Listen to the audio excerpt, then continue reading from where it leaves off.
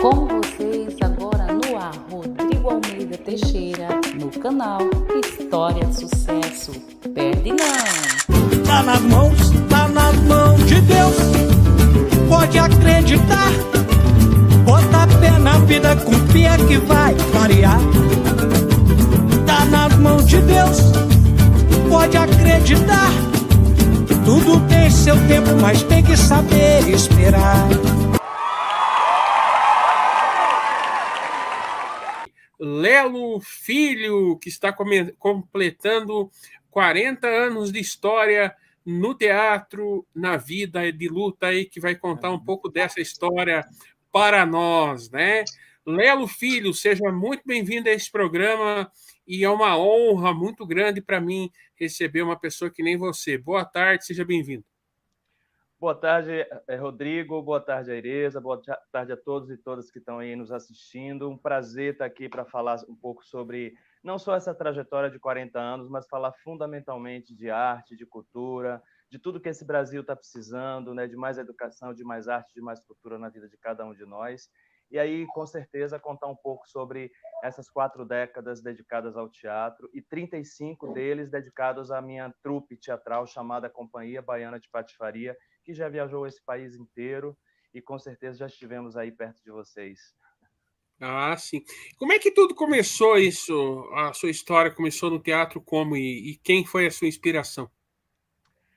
Olha, a inspiração a gente pode falar que muita gente, né? Eu sou um cara que desde muito pequeno fui muito aficionado a assistir televisão, telenovela, né? A teledramaturgia realmente brasileira, ela é muito rica, ela é muito interessante, principalmente na minha infância, na minha pré-adolescência, né? Tinha a novela das 6, a novela das 7, a novela das 8, a novela das 10, e eu gostava muito dos temas das novelas das 10, porque eram meio que temas um pouco proibidos, mas eram muito interessantes, porque se discutia meio ambiente, se discutia corrupção, se discutia vários elementos. E eu sempre fui um aficionado por assistir e me influenciei, obviamente, por muitos atores e atrizes que eu assisti através da telinha.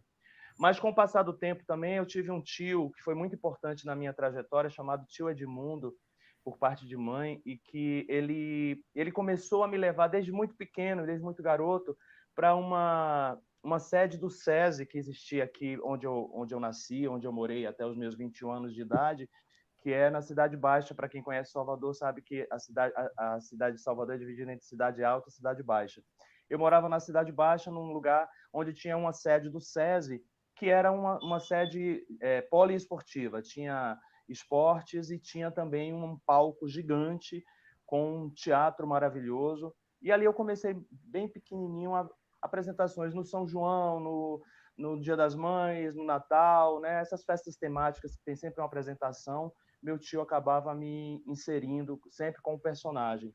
Eu acho que eu fui tomando gosto.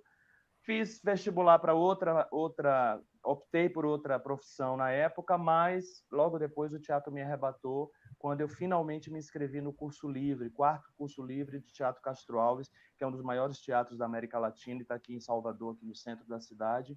Me inscrevi nesse curso e daí eu não parei mais até formar a trupe, a Companhia Baiana de Patifaria, onde eu estou há 35 anos, embora 40 seja o início. O meu início começou 5 anos antes. Aireza, à vontade.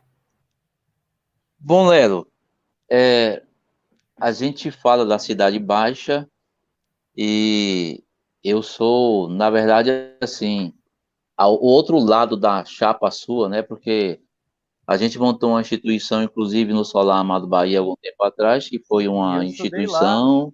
Eu estudei Pois é, não estou mexendo à toa, não. E assim, os eventos nós fazíamos também no SESI, né? E até recentemente, quando a gente estava nessa coisa, eu sempre cito a questão assim de a gente ter falado com sua irmã, porque ela que articulava, inclusive, a ida dos nossos alunos para as peças, que a gente não podia estar falando com você diretamente pela sua agitação. Uhum. E assim, a gente começa já por um agradecimento a essa coisa que você sempre fez, que é, além de tudo, cuidar também do projeto educativo, porque dentro das suas peças a gente observa que você não perde exatamente o chamado gancho de chamar as pessoas para refletirem sobre a questão do país, sobre a questão da educação, a questão do meio ambiente e tal. Então, a minha pergunta agora é: por que você é tão aficionado à defesa do meio ambiente quando muitos artistas que fazem, inclusive, um humor como você faz, só fazem a coisa mais na chanchada e tudo mais, e por trás dessa coisa engraçada que você faz, você está trazendo essa coisa séria de cuidar muito do meio ambiente? Olha, Ereza, eu acho que a natureza, nós, né, nós e a natureza somos uma unidade, né? Na verdade, quando eu tive que optar por uma profissão na época do vestibular, isso era 1979, eu me inscrevi no vestibular, eu me inscrevi para ciências sociais. E lá dentro do curso, você sabia que, com o passar do tempo, você ia poder optar por antropologia ou por sociologia. E eu fui começando a ficar muito próximo de professores de antropologia mais ligados à causa indígena, né? Então, eu me preocupava com a situação, eu me envolvi também com um movimento aqui na Bahia chamado Comitê de Defesa da Amazônia, também na fase do meu segundo grau né, do ensino, hoje chamado ensino médio, e tudo isso me levou a, de certa forma, a ver que nós somos uma unidade, né? Nós seres humanos, nós a natureza, somos uma unidade, e que esse desequilíbrio, né? Esse desequilíbrio que vem acontecendo, e não é só no Brasil, mas no mundo inteiro, acho que o alarme, né? O alerta já foi dado há muito tempo. A gente já está naquela fase agora limiar, disse assim, se fizermos algo agora, já, a gente pode não ter mais tempo de recuperar o que perdemos. Então, eu acho que a minha chamada de atenção nos espetáculos, seja no humor da Companhia Baiana de Patifaria, ou seja também através do drama, que a gente também acabou desenvolvendo, porque a Companhia Baiana de Patifaria se dedicou, obviamente, inicialmente ao humor, mas com o passar do tempo a gente foi adentrando outros gêneros teatrais.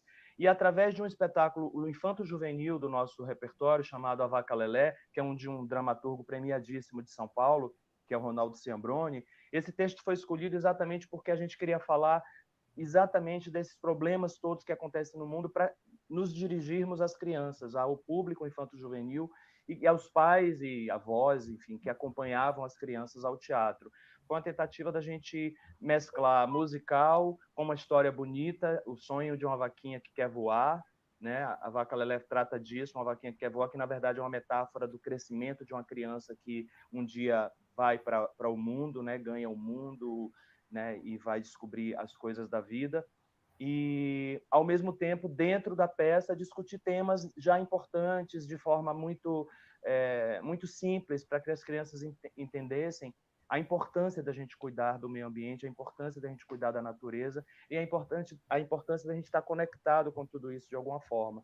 Então, sempre dentro dos textos, ou no humor, na comédia, também nas entrelinhas, né, como a gente chama, a gente segue o texto dos autores, mas a gente também vai inserindo coisas que a gente acha que são importantes a cada temporada, né, a cada nova apresentação. O texto são obras abertas, a gente vai podendo. No texto de humor, dá para você fazer aqueles famosos cacos, né? Que fala, né?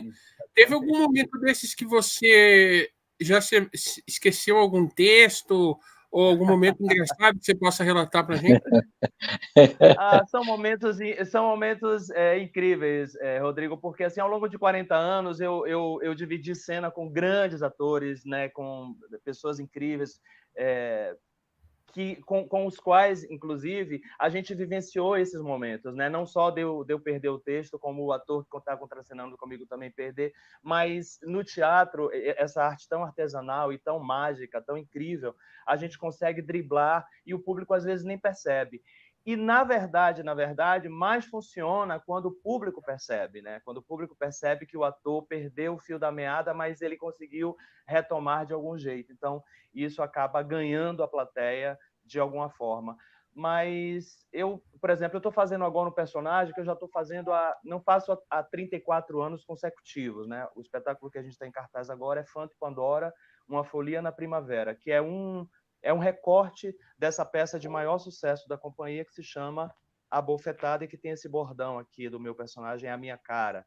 Então, esse espetáculo, por exemplo, que eu faço há mais tempo, é um espetáculo que, por mais eu sei ele de frente para trás, de trás para frente, mas, obviamente, cada noite é uma noite, cada público é um público. Então, obviamente, o ator entra em cena, às vezes ele está cansado, às vezes ele está triste, às vezes ele está com dor, e às vezes essas coisas todas influenciam na interpretação e, obviamente, num branco, como a gente chama no teatro, né? O branco, quando o ator esquece o texto. Mas isso a gente tira proveito, porque a marca registrada da minha trupe é exatamente o improviso, é a capacidade de alterar o texto, de alterar o problema, de resolver a questão em cena, na hora, ao vivo, ali no calor da emoção.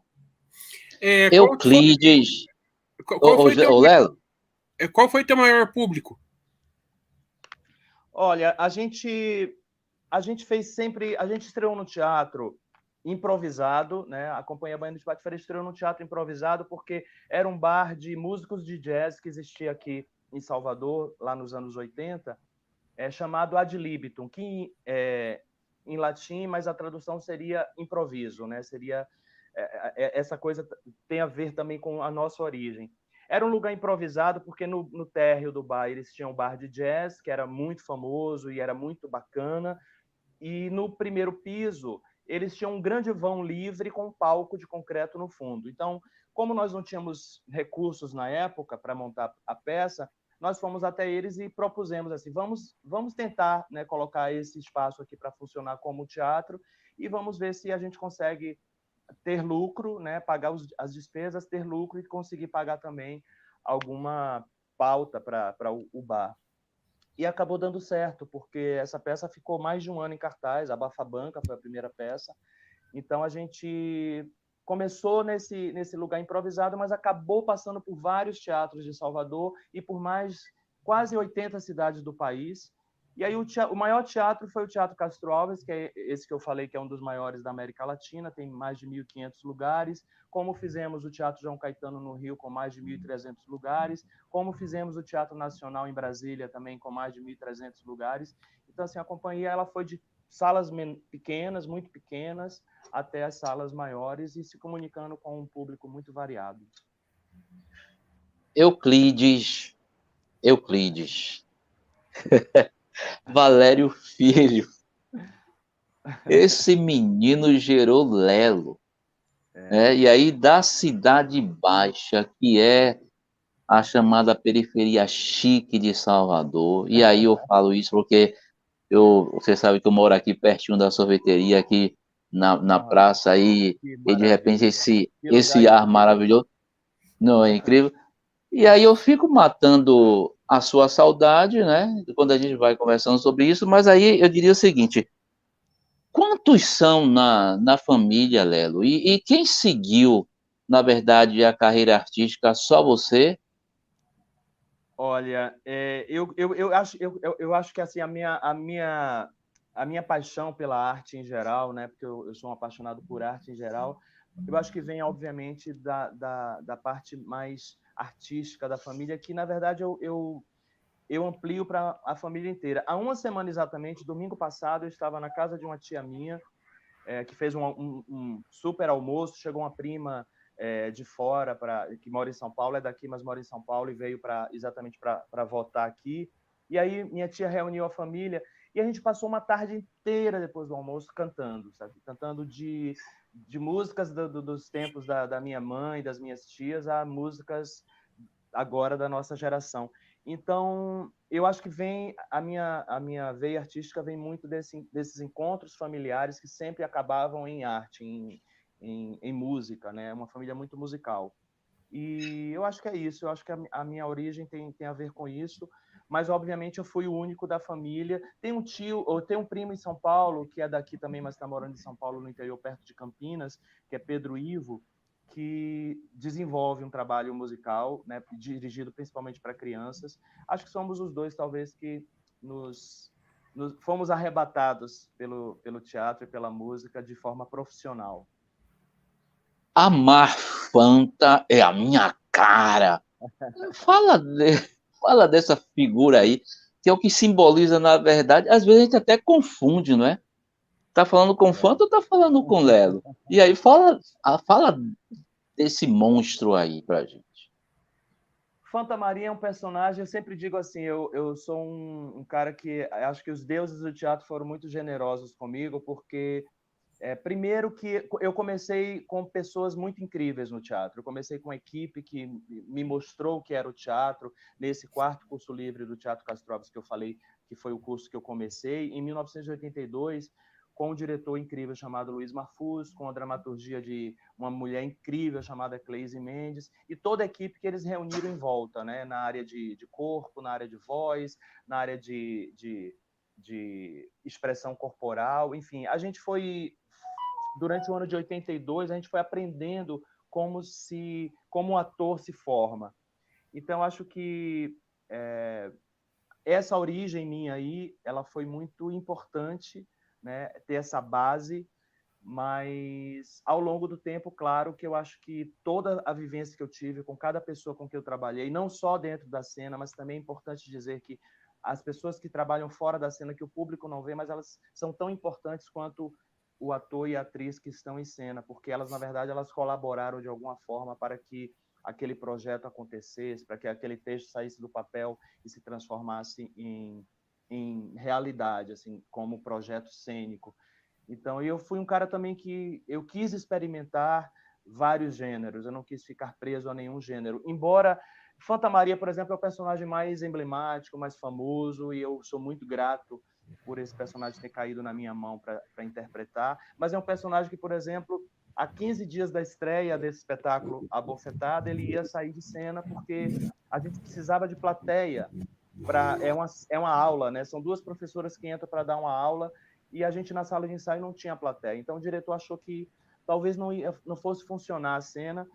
E Frank Menezes, que é esse grande ator baiano com quem eu dividia essa cena, eu e ele imploramos para que a cena, pelo menos, né, que a gente tentasse, estreasse, e aí, se não funcionasse, a gente tirava da peça. E no dia que Fanta Maria entrou, que Pandora entrou, foi uma química que deu certo. Textos incríveis também de Mauro Razzi, Miguel Magno, Ricardo de Almeida, que compõem a Bofetada, que foram fundamentais. E Fanta Maria é um grande presente, eu acho que, dos deuses do teatro, porque é um personagem que eu aprendo até hoje. Eu interpreto ela até hoje, desde 1988, e até hoje eu aprendo muito com ela. Ontem tivemos uma estreia linda, uma reestreia em Salvador, aqui no Teatro Módulo, onde estamos em cartaz aos sábados. E foi um encontro muito feliz, de novo, com Rodrigo Villa, que está fazendo a Pandora atualmente, e também com uma plateia maravilhosa que nos recebeu muito bem nessa reestreia. Eu gostaria até... Qual foram os grandes atores que você contracenou que todo mundo conhece? Bom, a Companhia Baiana de Patifaria, ela tem uma característica, ela é reconhecida aqui na Bahia como uma trupe que lançou muitos talentos, né, conhecidos hoje no Brasil. Então a gente tem, por exemplo, um ator chamado Fabrício Boliveira, por exemplo, que fez novela, está em cartaz atualmente na Favorita, na reprise da Favorita, e fez muito cinema, né, tem feito muito cinema. É um ator que surgiu na Escola de Teatro da UFBA, da Universidade Federal da Bahia, que é a primeira escola de teatro a nível universitário da América Latina, é de Salvador, né, da Bahia. Ele foi encontrado lá estudando, tinha recém entrado na escola. E Fernanda Paquelê, que é um grande nome do teatro baiano também, com quem eu tive o prazer e a alegria de trabalhar várias vezes, trouxe um elenco jovem para fazer uma leitura de Capitães da Areia, o texto de Jorge Amado, na versão teatral de Roberto Bontempo, que nós montamos em 2002. Então, Fabrício Boliveira é um nome hoje nacional, né, de TV e de cinema, que foi descoberto na Companhia Baiana de Patifaria. Tem Francisco Piton, que hoje é cineasta, está morando em Portugal, desenvolvendo um trabalho maravilhoso em Portugal também. Tem Psite Mota, que hoje é conhecido nacionalmente pelo seu trabalho, não só no teatro, mas no cinema também, mas que começou na companhia. Tem o próprio Frank Menezes, que está brilhando no Cine Hollywood? Cine Hollywood, está brilhando, é fantástico aquele delegado que ele está fazendo no Cine Hollywood, que também foi um dos integrantes lá da origem da companhia. enfim, são vários nomes que a gente acabou, enfim, dando o caminho, dando a régua e o compasso para trilharem uma Vem carreira cá, e bacana. nessas 4 décadas, teve algum momento que você fala, que você possa analisar assim para nós e falar, essa foi a melhor peça na minha vida, o melhor dia da minha vida? Eu acho que, assim, cada espetáculo, são 8 peças do repertório, né? A gente desenvolve teatro de repertório, o que significa dizer que a qualquer momento, qualquer peça dessas pode voltar. Nós guardamos todo o acervo de cada espetáculo em nossa sede, então as peças voltam sempre a cartaz. Eu acho que cada peça dessa é um filho que a gente acaba parindo, a gente acaba, né, com uma equipe maravilhosa por trás, a gente acaba trazendo ao mundo, né? Fazendo nascer e o público conhecer. Eu acho que eu tenho um carinho por todos, mas eu acho que um grande momento de virada na nossa vida foi quando nós nos encontramos com, primeiro, com o texto do americano chamado Dangogan, e depois com o diretor do espetáculo, que é Wolf Maia, que é um diretor muito conhecido de telenovela, mas também um grande diretor de teatro musical. Em 1994, nós decidimos montar essa peça, a versão brasileira, né, de Noviças Rebeldes, que no inglês se chama Nonsense, de Dangogan. Essa peça, ela fez um estrondoso sucesso, já fizemos ela 3 vezes, em 3 versões diferentes, sempre com a direção de Wolf Maia, e essa peça nos tirou do Brasil. Assim, rompemos a fronteira do Brasil e fomos a Nova York apresentar o espetáculo lá na Rua 46, um pequeno teatro da Rua 46, que é conhecida como a Rua dos Brasileiros em Nova York, e ficamos 2 semanas em cartaz por lá. Eu acho que esse momento talvez seja tenha sido o momento em que eu como produtor, também como ator, como diretor, eu acabei aprendendo mais sobre o que eu faço na visão de uma outra cultura, né? A cultura americana, que é tão conhecida por produção de musicais, por produção de grandes espetáculos. Eu acabei tendo essa oportunidade de não só divulgar o espetáculo lá, como produzir o espetáculo lá, como fazer o espetáculo lá, receber na plateia de Nova York Tarcísio Meira, Glória Menezes e Marco Nanini, que estavam passando por Nova York, foram nos assistir. Então, foi um encontro muito feliz de um elenco que fez um espetáculo realmente brilhante, com um diretor que nós, enfim, somos super fãs, e que o autor ficou tão fascinado com o que assistiu, ele veio ao Brasil 3 vezes para ver nossa versão da peça dele, que acabou levando a gente para Nova York em 97, e eu acho que esse foi um grande momento, mas acho que todas as peças têm seus grandes momentos. Lelo, a gente sabe das dificuldades, nós somos envolvidos com a parte artística e principalmente com a parte cênica, as grandes dificuldades que nós temos para produzir. No entanto, apesar dessas dificuldades, a cada espetáculo e sempre renovado que se faz, é porque a gente ouve falar, a Companhia Baiana de Patifaria vai estar em cartaz, está apresentando. Não falo agora no nome de nenhuma das peças, não importa agora. O importante é que, à medida que a gente adentra o teatro, a gente está sentindo que aquela peça tem uma espécie de renovação, de atualização, e mantém sempre o sucesso. Ao que você atribui, e aí eu vou colocar 2 perguntas para você, usando sua cabeça inteligente. Ao que você atribui esse constante sucesso, mesmo você acabou de falar nas Noviças Rebeldes, e aí quando as noviças voltarem, estronda novamente, volta a bofetada novamente, agora tá Fanta garantido como você colocou aí.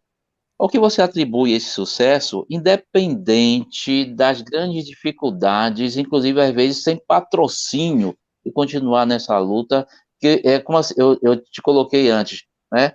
O talento do guerreiro. Fala sobre isso aí, amigo. Olha, eu acho que nós construímos um lastro, né? Assim, a Companhia Baiana de Patifaria, nós não tínhamos nenhuma pretensão de que aquele trabalho lá em 87, né, quando nós nos juntamos, aquele elenco, Moacir Moreno, que é um ator que a gente não tem mais entre nós, mas que a gente homenageia sempre, é um dos fundadores da nossa companhia. Fernando Marinho, Péricles Cerqueira, Lino Costa, Celso Júnior, logo depois Frank Menezes entrou. Foi uma formação de elenco muito feliz, no sentido de que nós estávamos tentando trazer algo novo não era novo, na verdade, porque a comédia não era um gênero novo, obviamente, mas era novo no sentido de que o teatro baiano estava muito voltado para um movimento que era falar da realidade do que a gente estava vivenciando no Brasil naquele momento. O teatro brasileiro, de certa forma, era um teatro de resistência ao regime militar sobre o qual a gente vivia. Então, tudo que vinha de fora, eu conseguia assistir por causa exatamente de estar fazendo o curso livre do TCA, do Teatro Castro Alves. Eu tinha acesso a peças que vinham do eixo Rio-São Paulo, com esses grandes nomes da televisão que vinham se apresentar no teatro. E, ao mesmo tempo, eu também sou fruto de todos os talentos que eu assisti na Escola de Teatro da Universidade Federal da Bahia, que gerou tantos talentos incríveis. Mas as peças eram muito sérias, tudo era muito voltado, e era muito bom poder assistir esse teatro na época. Mas faltava a comédia de volta ao palco, assim, faltava o humor. Quando a companhia surge, ela surge exatamente querendo trazer isso de volta. E aí, por isso, a Bafa-Banca foi um espetáculo que acabou ficando um ano em cartaz. Quando, na época, as peças ficavam no máximo um mês em cartaz. Quando a peça fazia muito sucesso, ela conseguia ficar 4 semanas consecutivas e acabou. Você começava a entrar em outro projeto, a ensaiar outra coisa, ou ficava desempregado. A primeira peça da companhia ficou um ano. A Bofetada está em cartaz até hoje, que é a segunda peça, fica em cartaz até hoje. Fizemos essas outras 6 peças. Mas eu acho que o grande fator, talvez, para mim, seja o poder de comunicação que a companhia conseguiu estabelecer com o público local. Assim, foi o público baiano se enxergar no palco através dos nossos personagens. E quando nós rompemos a fronteira da Bahia para ir, por exemplo, para o Teatro Ipanema, no Rio de Janeiro, em 91, as pessoas diziam assim, não vai dar certo, o público de lá vai estranhar, entendeu? O humor de vocês é muito escrachado.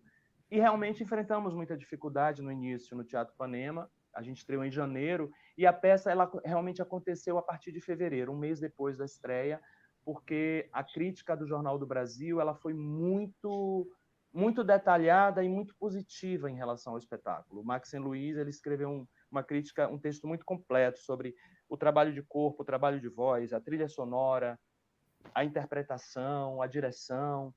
Então, quando nós voltamos depois do Carnaval para continuar a temporada no Rio, a fila dobrava, os ingressos esgotavam com antecedência. Grandes nomes do teatro e da música brasileira estavam na plateia nos assistindo, dando referência. Novelas da TV falavam da Bofetada. O Bordão é a Minha Cara entrou numa novela de Miguel Falabella. Enfim, eu acho que tudo isso acabou gerando mais comunicação ainda com o público agora do Brasil inteiro. Não era mais só da Bahia, era do Brasil inteiro. Então fomos a Porto Alegre, fomos ao Paraná, fomos a Santa Catarina, fomos a todo o Centro-Oeste, fomos ao Nordeste inteiro, interior do Brasil também. É importante dizer que a gente não ficou somente nas capitais, nos interessou também visitar o interior do Brasil, Minas, interior da Bahia, interior do Rio de Janeiro, várias cidades aí do Paraná, de Santa Catarina, enfim. Eu acho que esse poder de comunicação acho que é o fator que mais predomina no nosso trabalho, sem perder sotaque, sem mudar o texto. A gente repete o texto dos autores, mas a gente tem essa capacidade de alterar a peça para onde ela vai. Se ela vai para o Paraná, a gente mexe com as coisas que tem a ver com aquela comunidade. Se a gente vai para a região nordeste, mais ao norte, a gente vai falar das questões de lá. Então, a gente aproxima o público cada vez mais do que a gente faz. Você já disse, chegou a Kombi. Chegou a Kombi, disse. Esse é um outro fator de sucesso, por exemplo, da Bofetada, que é essa cena de abertura, né? São 2 personagens, Rodrigo, que eles ficam na plateia misturados com o público que vai chegando, né? Cada um vai ocupando o seu lugar. Esses 2 personagens eles entram junto e são 2 personagens muito muito sofisticados, né? Uma crítica teatral junto com sua companheira, sua namorada, que entram junto com o público e o público fica achando que são pessoas normais e elas começam a interagir com a plateia. Isso já gera uma comunicação muito grande logo no início, antes mesmo da peça começar. Então, todas as brincadeiras que esses dois personagens chamados Vânia e Disse fazem na plateia, quando a luz acende no palco, a gente também vai utilizar todas essas brincadeiras. Então, Mas você já levou essa peça para a TV, assim, para canal fechado, fazer algum sitcom, né, que fala, né, sobre isso? ainda não. Na verdade, existe um projeto que está na mão de um cineasta, né, que está desenvolvendo um projeto para televisão, está na mão dele. Então, assim, quando acontecer, né, vai ser ótimo. A gente, né, eu não sofro dessa ansiedade, eu fico tranquilo, porque eu sei que se ele conseguir, né, aprovar o projeto, vai ser bom para todo mundo. O Mas, texto é teu? Esse texto é hã? teu? Esse Não, texto. não. Não, na verdade, esses textos são de 3 autores maravilhosos, paulistas, todos já falecidos, mas a gente homenageia também esses autores sempre. É Mauro Razzi, Miguel Magno e Ricardo de Almeida. Mas a TVE, que é a TV educativa daqui de Salvador, já exibiu o nosso espetáculo várias vezes, inclusive existia a disponibilidade do público ir lá na videoteca e comprar, inclusive, na época era o VHS e depois o DVD. Então, foi uma peça Tem que no fez muito YouTube? sucesso na Tem TV. alguma coisa disso no YouTube, não? Tem vários. No nosso canal, Cia Baiana de Patifaria, o canal no YouTube, o público encontra muita coisa lá. Mas tem, por exemplo, nossa participação no Jô Soares, nossa participação em Hebe Camargo.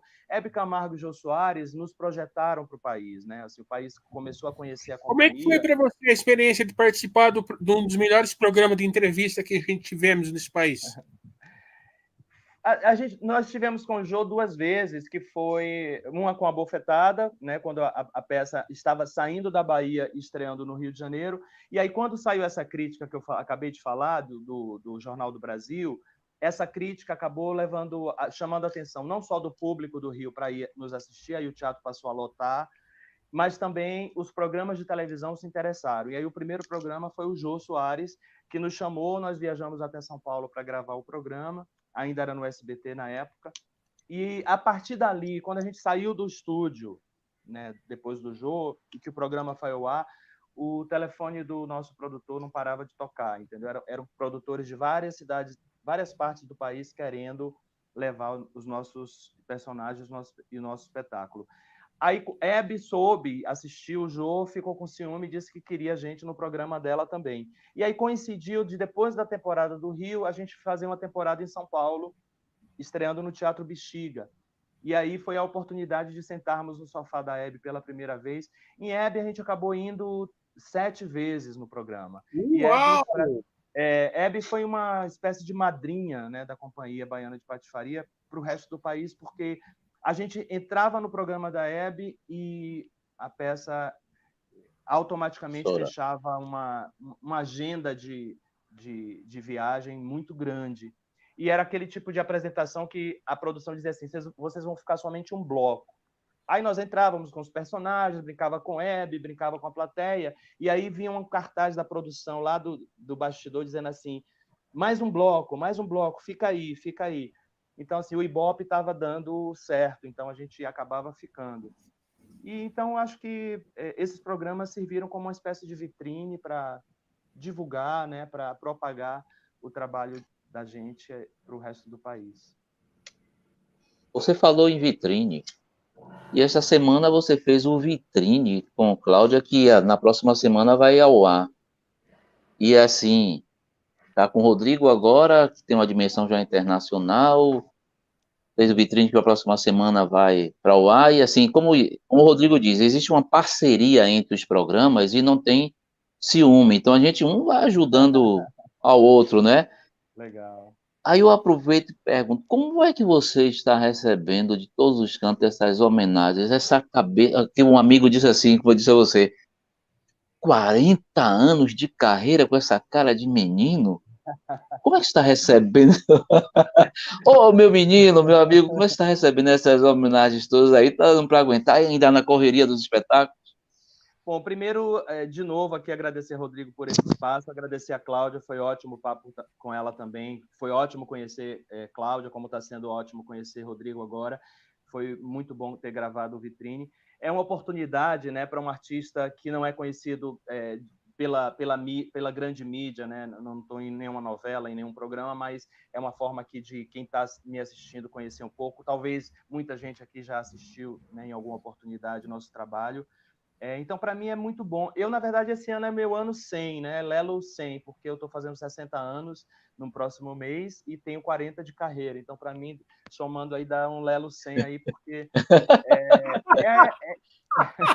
eu estou feliz, rapaz, porque eu tem muita gente que começou comigo e que desistiu, né? Assim, é uma profissão realmente que exige uma resiliência maior do que qualquer outra profissão